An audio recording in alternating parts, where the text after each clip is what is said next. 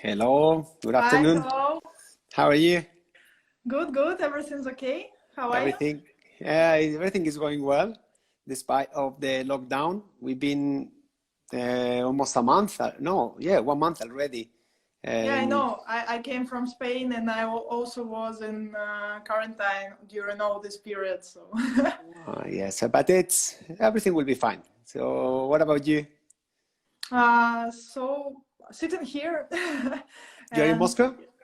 I'm in Moscow, yes. So now is a great opportunity to do some analysis of the data and write papers. And so we finished one paper already, and we just sent it yesterday. And so it also related to the altitude training and hypoxic dose quantification. So hope to have it soon published. And yes, now it's a great opportunity for us to analyze data and to work a little more as a scientist and less than practitioners. Practitioner. Yeah, I was saying I'm working more than before, despite of not having the trips and the travels and all the courses and everything. So I cannot understand how people is getting bored at home because I cannot cope with all the courses that are online, all the talks that people is doing, like the one we are just hosting now. It's just crazy times, but yeah, we need to see the positive sides, and yeah, just take advantage of this period. Then we will Yeah, start with the that's true. trips again. So That's first, true. first of all, I would like to thank you for taking the time of joining this initiative, the Coffee Talks. And this is the third week I'm doing them, and I can say so far they have been extremely well welcomed by those who are now listening to us. So yeah, I know you are, as you well said, you're busy. So thank you very much for taking the time to join me for this hour. Yeah, thank you so much for the invitation. And I saw, yes, you invited a lot of my friends. So, and also I'm happy to join you tonight. Good. So first of all, I would like you to introduce yourself because who better than you to explain what you do and your sport background, etc., etc. So briefly, my background is sports sciences and sport medicine. So it's not a regular story when sports scientists combine the sport medical background. And so for a long period of time, firstly, I started to work in the sports science laboratory, and then I was working a lot with the different teams and as a sport medical doctor. And I try to keep going, combining these two approaches when athletes need my help as a sport medical doctor when they are ill. So I provide them this type of approach, and when they are okay, but they would love to enhance their performance in the legal way. So I try the ways how with the science and with the latest research I can help them to improve their performance and show very best potential that they can show. So, and from my point of view, altitude training is one of the perfect tools for the performance enhancement. And I'm working in this field already more than 10 years. And also, so when I started to work in the sports science laboratory, I also dedicated more to the fundamental studies related to hypoxic response and the mechanism of the response to different types of hypoxia. So actually this topic is with me for so long time, from very fundamental mechanisms to very practical approach. And so I still love it and keep going, doing some research and now we started to write a book about altitude training, so we keep going. I always say that I'm privileged to be living where I'm living right now because I have the high altitude training center here in Granada, just 40 minutes away from my home.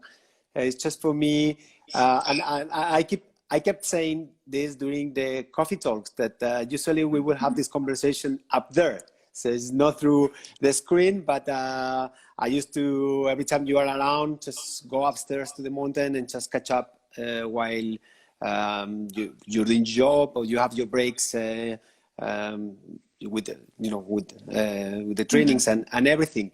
So the high altitude is a topic that really interests me too, and I do believe it's an essential tool for, as you well said, legally enhancing the athlete's performance.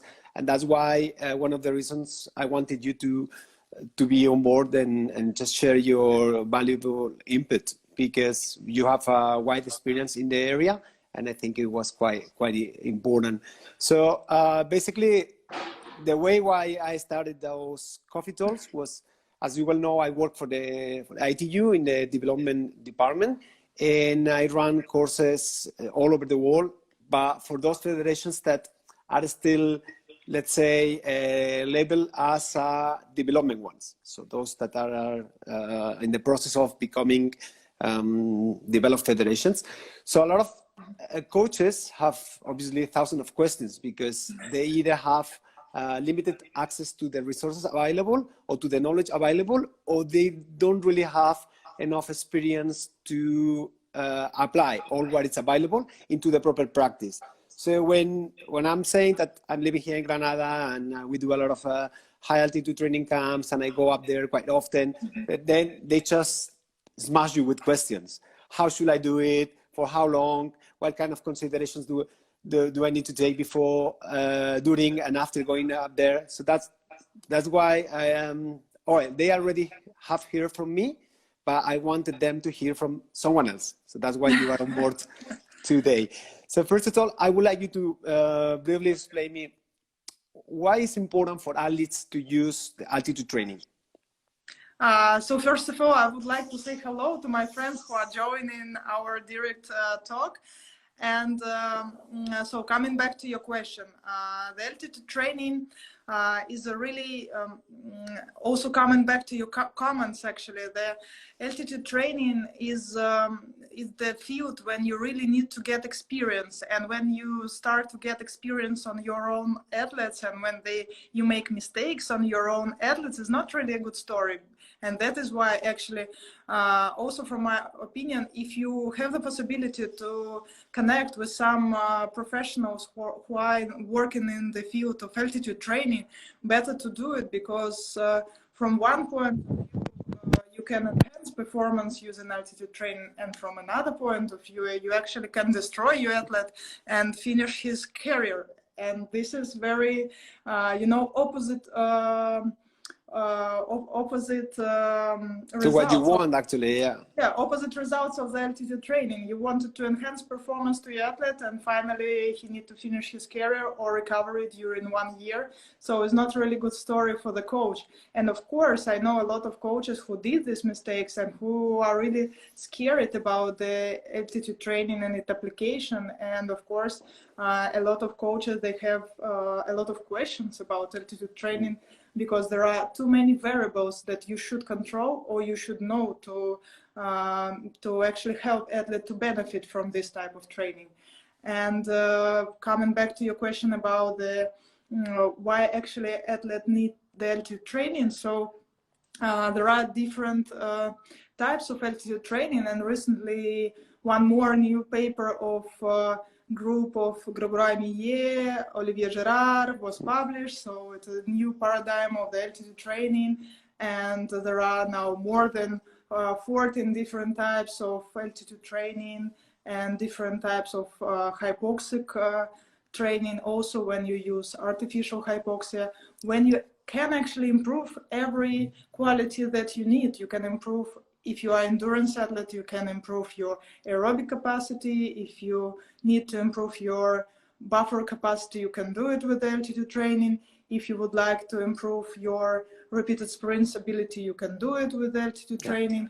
If you want to work more on strength, you can do strength training in altitude, or different types like the occlusion strength training, or you can improve your economy and other capabilities. So actually every type of altitude training provides us different improvements in physiological way.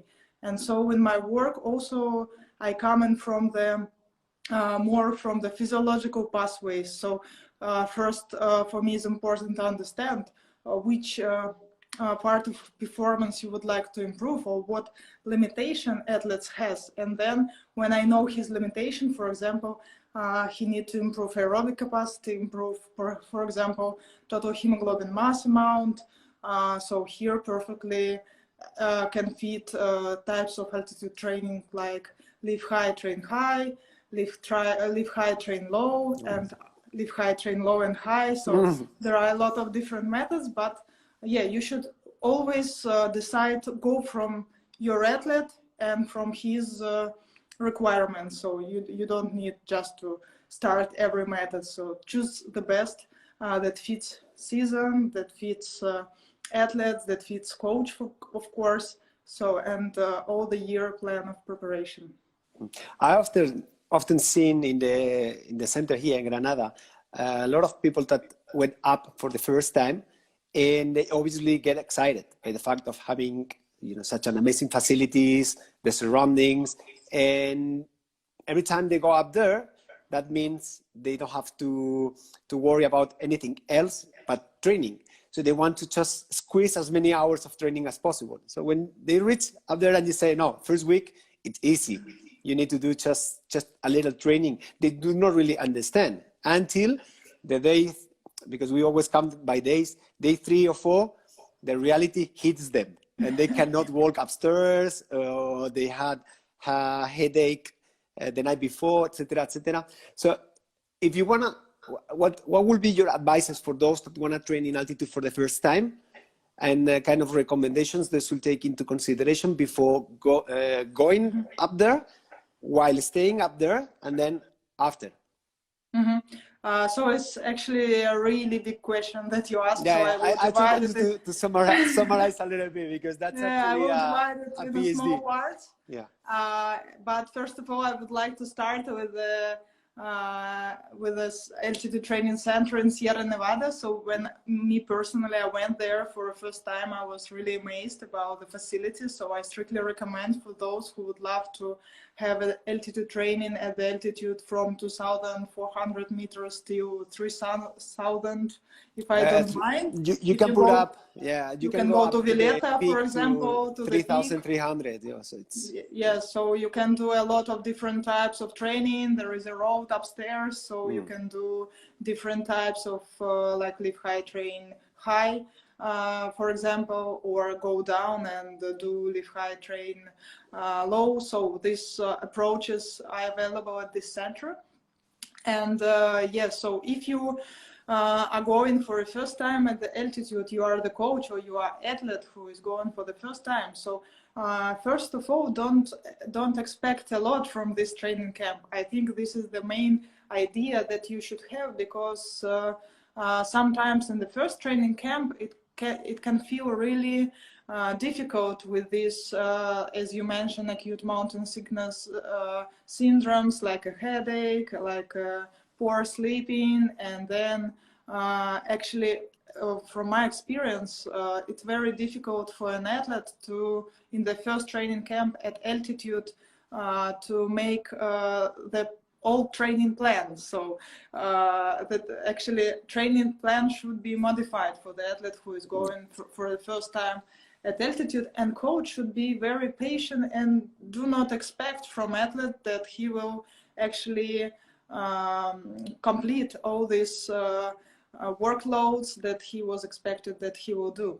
Another story, of course, and actually training camp at altitude begins actually 3 weeks before the training camp in altitude, because you should be very well prepared for this. So you should be in the very good fit to make possible do all the training loads at altitude. You should be free of illness and of any type of injury, because it influences a lot first in the erythropoiesis, and from the second part that all the illnesses they getting worse at the altitude, so you will not benefit, or you can actually get worse at the altitude. And then the third thing is about the availability of the substrate. The main substrate that we need, that body needs at altitude, is iron to produce erythrocytes. So if the levels of iron are low, like around 10, 15 nanograms, so it's not enough to produce enough erythrocytes, and this is anemic athletes. So first of all, they should do biochemistry analysis, understand that all the levels of the ferritin, iron, transferrin, and others are in the target zones. For example, the ferritin levels now are recommended to have in athletes more than 30 nanograms, and then so if it's low, you should have time to increase this substrate, because if you do test like 1 day before or 2 days before the altitude, so you will not have time to take any to make any changes. So, and this is very important to have this time to also to solve any type of issues that can actually be can happen. And also another story is, of course, to do some briefing with athletes before the altitude, because sometimes athlete doesn't know that it can be cold or that the weather can change very rapidly at altitude. So it can be sunny, but in the moment, actually it can be a snowstorm in every time. So they should be prepared also with the clothers and actually also psychologically to this environment. And also, I think it's really good to also make some briefing before the first time of the altitude with the athlete, that you can feel these, for example, symptoms. And there is a very good one, Lake Lewis questionnaire, that actually helped to see how severe the mountain sickness is. So it's questions about headache, about how do you sleep, how do you feel, how is your stomach, and things. Very, very simple question. You answered like from 0 to 5, and here so you have all the information about the athlete.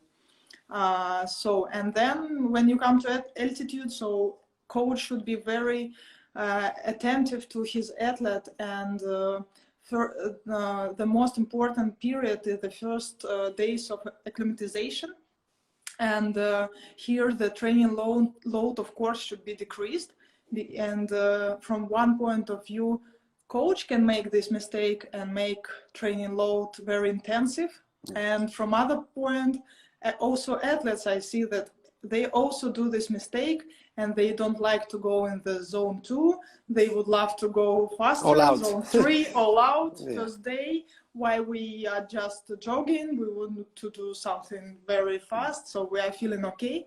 And this is also very the situation that actually coach should control, because if they overload in the first couple of days, they will have a decrease in performance in the next week. So actually the main goal is that gradually performance increase at altitude from day first to day, for example, after 14 days you have totally acclimatized athlete, and this athlete can do very severe workloads, for example, glycolytic workloads, and the intensity of the training should increase. But if first week is not like it should be, slow, adaptive, so your athlete will be dead actually after 2 weeks at altitude. And this is also important. For everybody who goes at altitude, I really recommend to take pulse oximeter. I don't have it near to show, so this is the fingertip pulse oximeter that helps to measure the value of oxygen in the blood and heart rate. And so every day in the morning, if athlete measure his heart rate and saturation, you can see that gradually these parameters, saturation in the blood increases and heart rate decreases. So when you see that, like every day, starting from day 1, like day 1 arrival, first day 90% from 100, then 91, then 92, then 93. So you see a good progression of the adaptation to the altitude, and the heart rate is decreasing. So for example, normal heart rate at the sea level for your athlete is 35. And then at the altitude in the first day, you see 50, for example, 55, and then you see that it's gradually decreased. So it's also a very good sign that everything goes okay. And so after 1 week, you will have already parameters that will be nearly the sea level, or even in some athletes who adapt very well, it can be the same. So this is the sign for you that you actually, as a coach, you can start hard training right ahead. But sometimes you can see also other It's happening dynamic. otherwise. Yeah. Yeah. So, and for example, saturation can drop down, or it can be related with some illnesses, for example. And here you can actually be very attentive to the this parameter, because it's very, I think it's very essential information that it can provide you. Saturation and this questionnaire, like Lewis questionnaire. So these two tools, they are very easy, cheap. Yeah, they are not expensive. They are not expensive. Everybody can use them. It's very easy to learn how to do it. So it is instead of use very I don't know, expensive tools. So this is very basic one that everybody can use at altitude to control their condition. Definitely. You mentioned something really important about the psychology, and I always say the same to those that never been in Sierra Nevada. It looks amazing on Instagram, the sunset, the facility, etc., etc. But when you are up there for over 15 days, there is no fun at all, because there's a lot of time off that you can't do anything, because for those that never been in there are no clubs, or there's not any place where you can go and party. Especially during summertime. Wintertime, because of the ski resort, there is more life. But summertime is you, the other athletes, and some wild goats that can be found, and cows that can be found around. So psychologically speaking, it's also a challenging time for athletes. Right? Yeah, that's true. So I think also this is a very important role of the coach and of the team. So first of all, actually the team should be supportive between each other. It's very important actually in every sport. And the second story is about coach should be attentive to their athletes and try to also to create some very great environment to sustain this like isolation. And also I think it's a very good mental story about like there are different periods of times, and you should explain to your athletes, and they should understand this. It is very great time when you can focus only on your performance. You can focus on your what things are happening inside your head. You can focus more on your technique. You can focus more on your particular sport. So here you like it's also it's a great opportunity and unique environment when you can actually isolate yourself from the entire noises and just focus on your goals, your technique, what you want to achieve this year, for example, and things like this. And having your friends, your team, your coach near, and creating a great environment, it can be actually, you can create best training camps ever at altitude. And I really love actually also we go a lot in Fontremeux, for example. It's 1,800 meters in France training camp. So it's like it's very separated from the life. You go there, you like go to the moon. So nobody there is very isolated part. But there you get used to this type of life. You get used that you are here more focused on your job, on your goals, and then it's really great. And actually, it's one of the best and more effective training camps that we have had during the season because of this. Yeah. Once you come down from the mountain, is there any kind of specific? Oh, sorry. Of a specific things that coach should do, or once you are down, it's like coming back to the normal situation, and you can do whatever you used to do before. So here also, yes, it's very important to go through the whole step and make the also individualization of the altitude training. And I didn't say that one of the most important tools for the understanding how athlete actually reacted to the altitude is to measure total hemoglobin mass. So I strictly recommend to everybody do this measurement before the altitude. And this is the measurement that coach should do after to understand when actually his athletes is making peak performance after the altitude. And actually going down to the altitude is also it's also starting not when you are already going down from altitude training camp. It actually starts a little bit before, actually a couple of days before. So coach should change his training loads, like he's tapering athlete for the competitions. So he should decrease volume and a bit decrease of the intensity. This will help to avoid the influence on the immune function of the athlete, because also this change of the environment influence a lot in the immune function. So, and will be not really good story to have athlete after a training camp and after gaining all his adaptation to have him ill after the altitude training camp. And this is one very important thing. And then the second one, of course, it's about reacclimatization period. So there are, one of the most important questions is about, like, for coaches who is using altitude training for the tapering for the performance for the competition. So it's very important to know when is decrease of performance of his athlete, when is increase of performance of his athlete.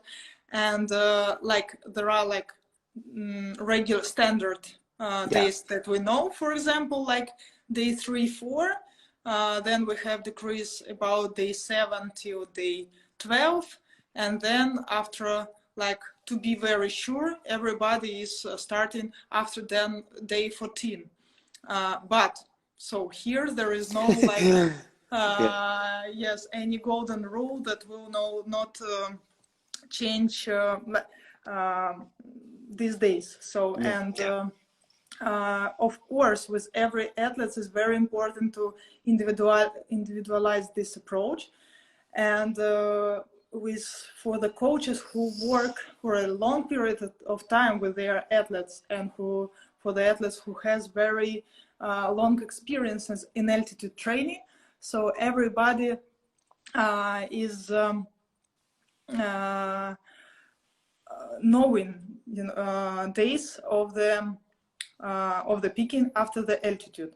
And so, for example, this paper that I mentioned in the very beginning, our idea was to develop the mathematical model for the prediction of the peak performance after the altitude. And actually, we did it. Now we tested.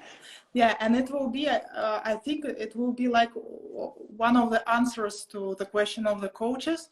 Actually, when is the peak performance for my athletes after the altitude? So,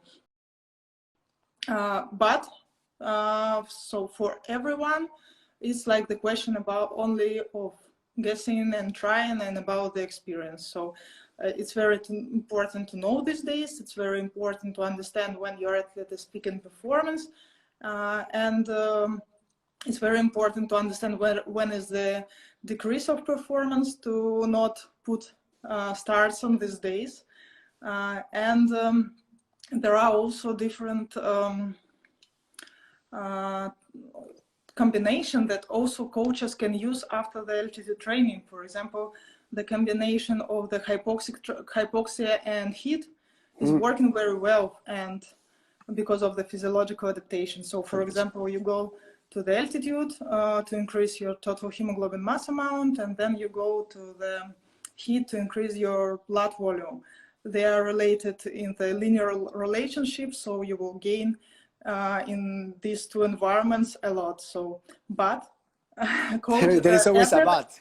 yeah, there is always a but, because so, like, everybody should be ready for this. Like, athletes should be ready, because it's very it's environmental stress is very can be severe, and some athletes, they sustain very good altitude but not sustain good heat. Some athletes sustain good heat but not sustain good altitude.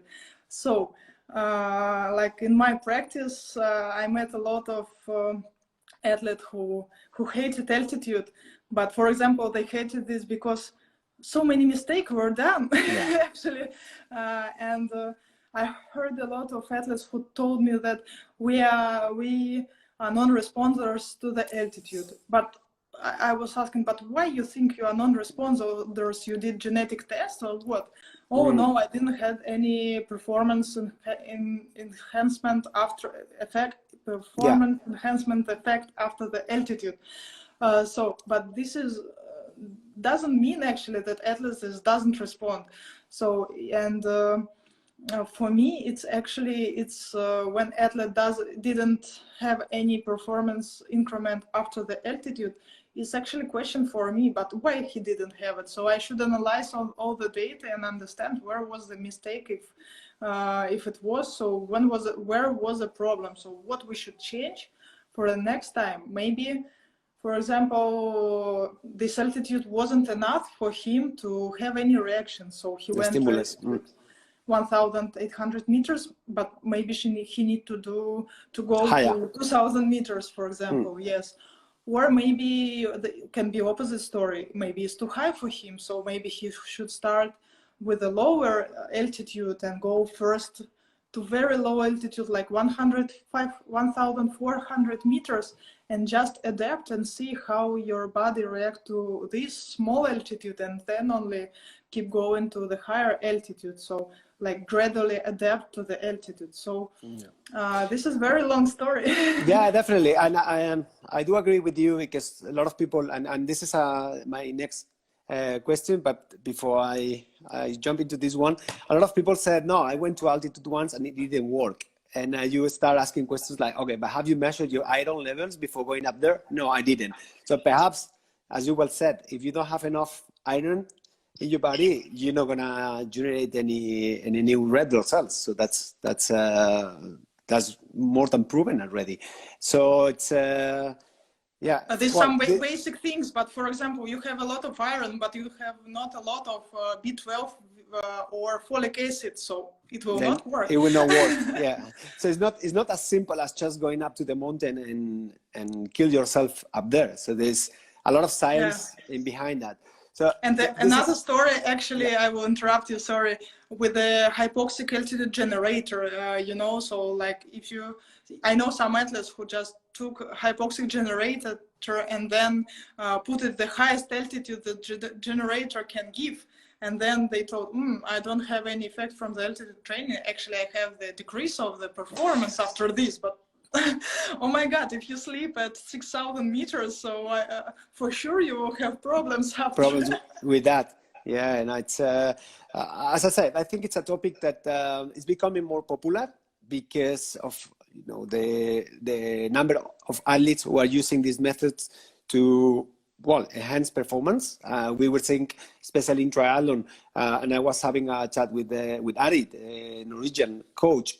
They spend here and also in Font Romeo most of the year. So we met in Sierra Nevada, we met in Font Romeo. So yes, in Lausanne, it was a World Cup, the final World Cup. Yeah, so they was coming really straight away from the altitude. Yeah, definitely. So that was my next question. Well, before I move into that, I feel extremely privileged that we have Nasser watching this Hello, live talk. So for me, actually, when I saw his name, I started shaking. It's high pressure for me to have such an icon watching our live coffee talk. So hi from Spain. And I'm sorry for Nasser is what my very good friend, and I am really happy to work with him for so long time. And hey, I miss you, Nasser. He doesn't know, but I have a huge background in the Middle East because I lived in almost 3 years in Kuwait, 1 year in Bahrain, and I keep visiting the Middle East quite often. So I'm really, really attached to this part of the world. So you were saying about the responders and non-responders. So is there any science behind a part of what you say? You can be genetically like ready to gain these benefits of altitude or not? Or how does it work for those that are responders and non-responders? Is like a rule, or how does it work? So actually, this years I started to avoid this words like responders and non-responders, because it was very fancy to say this in 2002, 2004. So like it was explanation because why some people didn't react to the altitude, but actually with the time a lot of specialists started to use this words to explain like why person didn't respond to the altitude. So the main story behind this this word is that this person is not genetically responding to the low level of the oxygen because of his genetic predisposition, and he is not extracting enough EPO like a reaction to this low oxygen. But this always but yes amount of these people is like only 2%, if I don't mind. And actually it was the same story, I guess, in training. Like it was the not theory, but there were some publication that there were non-responders to the training, to the high intensity training. So actually this is the same story. The same story. So okay. And in some period of time, this word became an excuse why a person doesn't have respond to altitude. So if athlete comes to the coach and he says, or after this training came at altitude, I didn't felt any benefit from the altitude training, and immediately coach answer to the athlete that, oh, you are non-responder. Yeah, right. But behind this, actually, before you to say this, you need to do genetical test and see that the athlete is non-responder. But only if there are only 2% of non-responders, so most probably your athlete respond, but was some mistake and or was some issue that you should find and actually help athlete to have this benefit next time. Okay. So for those that live in high altitude, like Mexico City, and this is a question that my colleague Claudia will really benefit from it, because she lives in Mexico City, and we always discuss what they should do. What kind of considerations for those that have been born, raised, or continuously living in high altitude should do in order to improve their performance? So for the high altitudes is very different and interesting story, and I really love from one point of view the studies that did Walter Schmidt and Nicole Promer. So they did studies measuring total hemoglobin mass in highland in the people who was born in the high altitude, and they really demonstrated a very high amount of the total hemoglobin mass. But actually it doesn't mean that performance of these people will be extraordinary if they doesn't train anytime. So the main story about the performance, it's that you gain different physiological adaptations, and with these physiological adaptations, improving economy, improving power, improving parameters of the cardiovascular system, VO2 max, and so on, you improve your performance. So for the people who live in an altitude, so they should not only live at altitude but also train in altitude. And there is an about other issue for the athletes who is living at altitude, training at altitude, but coming back to the lowland. So for them, it's also very important actually to not be too long on the lowland, because they are actually, in some period of time, they start to lose their hematological, for example, adaptation that they gained in the altitude. And through some period of time, actually, they should come back to the altitude to not to lose their adaptation that they gained already. So, of course, they have some, if they was raised at altitude and they was training at altitude, like we have amazing examples of the Eton Kenya and a lot of athletes coming from the middle altitude, and they have some benefits comparing to the athletes who didn't raise at altitude. But they need to keep going, being at altitude to promote their physiological adaptation, and sometimes they need to go higher to have better physiological adaptation. It's always like with the training. So for athlete who achieved his very high potential level, so he need to improve more his training load and training intensity to keep going this impulse of the training load very high. So do you recommend for those that Mexico as an example, I just bring it up, they should even go higher to get like different stimulus, so better stimulus, despite of having born or lived in this altitude for the entire life? So would that this be... is very, yeah, this is very individual. You should every like athlete should measure his parameters. So for example, if he at altitude he doesn't have any decrease of the saturation, his saturation at the Mexico City is 98, and during the training load his amount of the oxygen in the blood is also doesn't go really down, so he's not really doing altitude training. He's doing normal training. Training. Yeah, so if he doesn't have a hypoxic impulse, he doesn't have any response for this type of the impulse. The same story with the training dose. If you don't have enough training dose, you will not your body, your physiological mechanism, they will not respond to this dose. So that's quite interesting. So it's like dose response story, not linear, but so it's for you. It's key to measure, to continuously measure the physiological parameters in order to see whether there is an adaptation, there is a response or not, right? Yes. And this is your role as a doctor when you go to the high altitude camps, if I'm not wrong. Yes, so this is one of my roles that from one point of view, yes, I should control what is going on there with the health of the athletes and so on.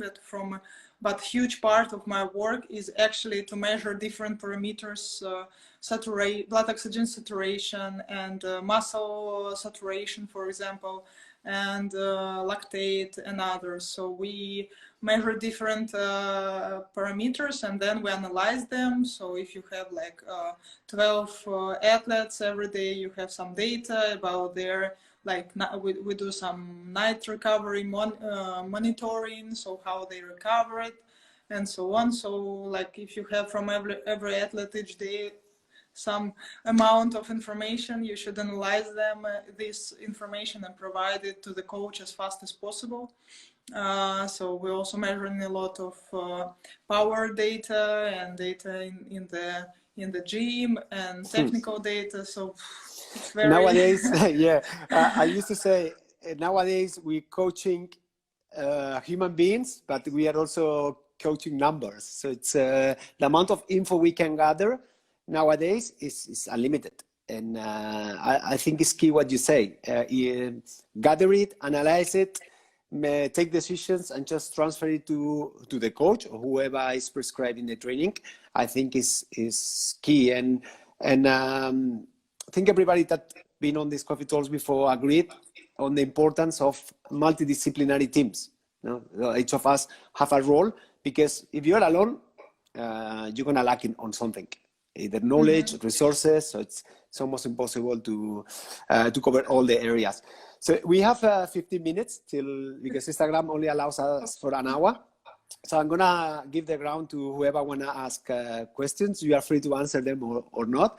And then there was one really interesting about the I cannot pronounce this word. The cameras, okay, I'm just gonna read it. Do we recon hyperoxygen training in the lab at sea level after altitude training? I do believe that means this how you call it, the devices, hyperoxic chambers or. No, I understand the question. Yeah. Before I go to this question, I actually want to just finish your idea about the coaching numbers and things like this. So I think is very important step forward for the coaches. Like when you have objective numbers, you can actually, you know what to improve. So you can measure different physiological capacities and you can improve them very directly. And if you don't, I don't remember who said this phrase, like if you don't measure, you cannot improve. So it's very important. But from other point of view, you can actually have so many data that you will be not able to analyze it. And I think also coaches should not run for the every data that is possible to get from their athletes. So it's important to choose very informative data, but if you will, very sustainable in their collection. And if it provides you enough information, so it will be like a very great tool for the improvement of the athletes. So if you have like 10 years of the data of your athletes and very important parameters, so it will be really very great tool for you as a coach or as a sports scientist who is working with you. And yes, it's very important to have this multidisciplinary team. And coming back to the question with the hyperoxia, so it's actually there are a lot now of, it's a bit different story, and now there are a lot of publications related to this topic of hyperoxic therapy, and there are some publications that show that it improves economy, for example, and there are some publications that are showing that it helps for the athletes with the overtraining syndrome. So sometimes hyperoxia also is used at the altitude to make it easier for athlete to do sprints in the altitude, for example, and do hyperoxia during the recovery periods. And I know in the Colorado Training Center they used a lot sprints and hyperoxia, for example. And like this is completely separated topic, and I think here is nothing to do with hypoxic training.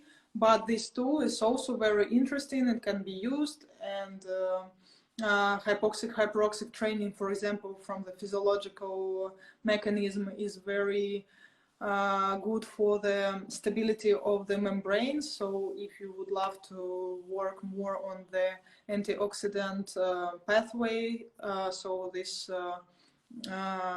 can help a lot. But from the other point of view, so if there is a redox stress, athlete can also suffer from this. Coming to this method, you should understand why you use it and when you need it, and why the consequences. So, yeah, yes. Definitely. Good. So there's another question that says, if you have any experience with athletes who have competed at sea level the following day or 2 days after coming back from altitude. You said yes. You just said the best days are day 3 and 4, and then from no, not best day, bad days. Sorry, bad days. Sorry, you said that. Bad days. I got it wrong. I need to read your paper. So this is very individual for the athletes.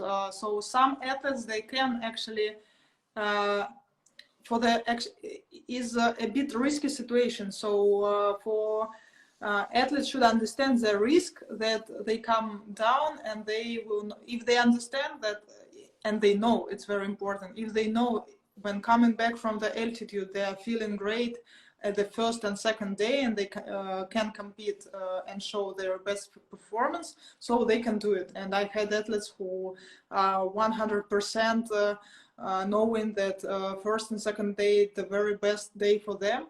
And also I had some athletes for whom day 14 was worse than the first and second day. So I from my athletes, I have some that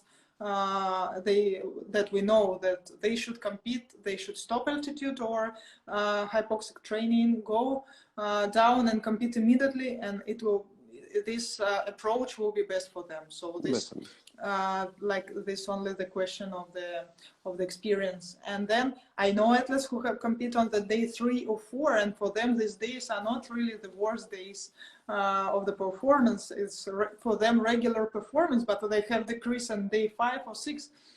So here the one thing that you should remember, that there is always risk that this first week is not a really best performance can happen.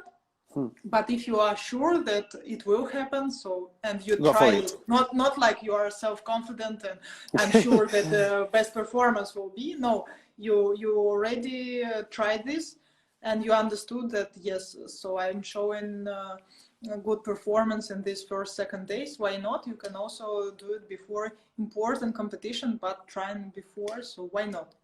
Yeah.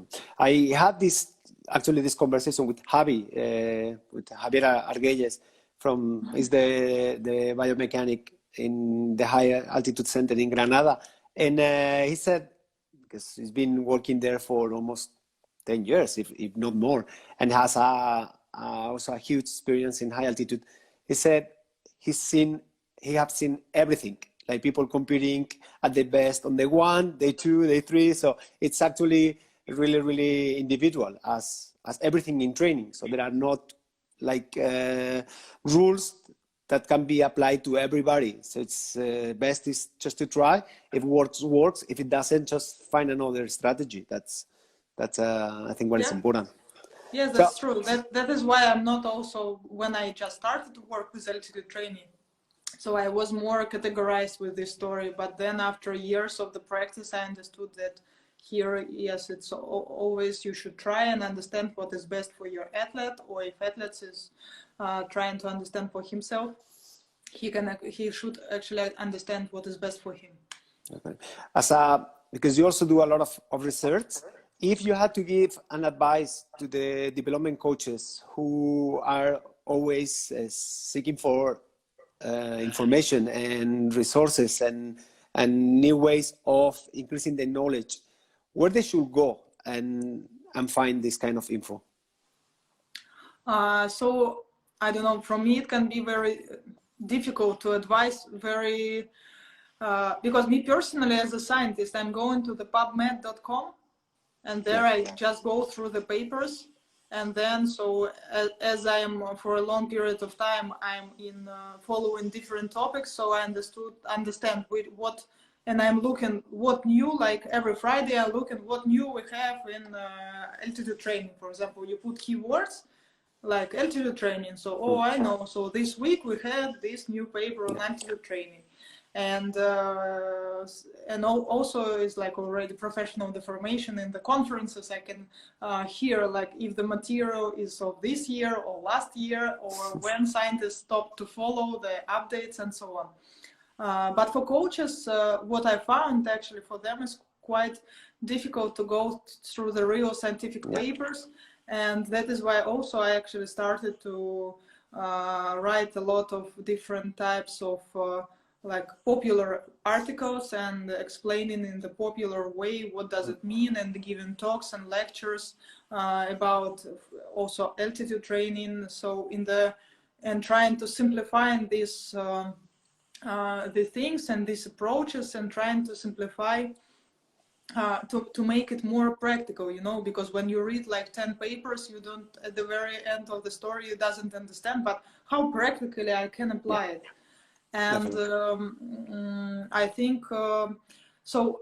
I'm the person who is actually doing this for coaches, so I'm translating scientific research into the practice. But like some tools where to go and to see. I don't know. I love Jan Lemur infographics. Yeah, infographics. They are quite good. Simple. Some of his papers or papers of his colleague. I really love the Asker You Can group, also website, My Sports Science, where also there are a lot of infographics, and he tries to explain in the very simple way. There is sports science, I think, community. They try to also translate some research. I'm not following them really well, so I cannot say about the quality, but I saw that they try to do this type of work. It's very difficult to do it. No, I saw you were writing some mini posts on your Instagram regarding different topics. So I think this is really important, and a topic I already discussed, because now I know he's listening with Roberto Cejuela, and he is also doing it, like writing this short mini post in a language that the coaches can really understand. Because if we we keep using the scientific terms, and we sound really, really scientific, then the message is not reaching, because not everybody has an academic background. So I think this is it takes time away from us, and but I think it's something we should all start doing in order to bridge this gap between the science and the proper practice, because I do believe there is a huge gap that not everybody, if they go through a paper, can understand it. So thank you very much for doing that, because I think it's quite valuable. Yes, very important. And actually, this is chat that I had with Steve Ingham from English Institute of Sport, and he wrote amazing book supporting to the champion. I actually strictly recommend for everyone who is working with this to read it. And so he told me the story when he was a student and he came to the to working with the rowing UK team. So he came, and one of the athletes, who is I think gold medalist, asked him about like, what should I do? And he told, oh, in this paper was like this result. And then he's telling, but then I understood he doesn't care about the papers. He care about, will bring this, what he recommend him to do, improvement of the performance, bring him to the medal or not. And then this story also a bit changed my approach and changed my understanding, because when you are in the laboratory and when you go to the ECSS and different conferences, so it's very important speak like a scientist, showing great results of your study in very proper way. But then you need to actually change your head and put another head when you come to the coaches and athletes, and actually forget about all these academical backgrounds and try to explain, as you explained to your daughter, what is this altitude training and why should she need to use it, or some results, some approaches in the very simple way. And then the main story is to convince to try, because everybody actually is very scared to try something new. Things. Definitely. Yeah, something new. So everybody is used to do very regular things that already brought them to the success, and they think that actually we need to do this always, and every time we will come back, we will come to our goals. But to improve, you need to change things, and to try something new is always very scary for people. So you need to convince, also to try to convince them to do it. Yeah, definitely. It needs to get out of the comfort zone, because it's where the magic happens. So Irina, thank you very much for your time. It's been, as always, a pleasure to have a chat with you. So 1 hour just went by like that. So thank you very much once again for your valuable input and info. I will definitely ask you to send me some of the papers you mentioned and some of the resources you just mentioned, so I can share it with the rest, and especially your latest paper. And that's it. So I hope this situation all over the world just finish as soon as possible, and everybody is back to the normal schedules and works and everything. So hopefully next time it's a real coffee talk, no real through coffee Instagram. Talk, yes, in Sierra Nevada. Yes, thank you everybody for joining us, and thank you so much for this great coffee talk, and hope to see you soon. Have a good day. Just for your one info, this coffee talk will be available on YouTube in a couple of days. So as soon as I have time to edit it, because here only lasts for 24 hours. So for those that have missed it, it's going to be available there among the others. Okay. So thank you very much once again, and have a good day. Thank you. Thank you. Bye bye. Bye bye. And bye to everybody. Thank you.